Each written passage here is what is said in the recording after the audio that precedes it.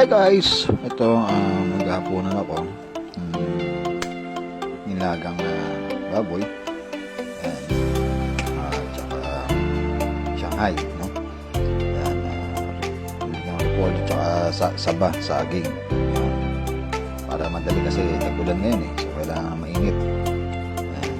Kasi nung pa ng patis at ayan, siling na puyo. Ayan ang sausawan. Yan, sarap sa pangkain, no? Yun, actually, ako lang naman nagluluto eh. Hindi naman ako, nadali ang luto. Sarap, no? Yan, medyo, ano ngayon eh, tawag dito, lasang ulan, kaya kailangan natin may hihigit na sabaw. So yun, napakasarap yun, with matching yan, royal na soft drinks, no? Sige, thank you guys.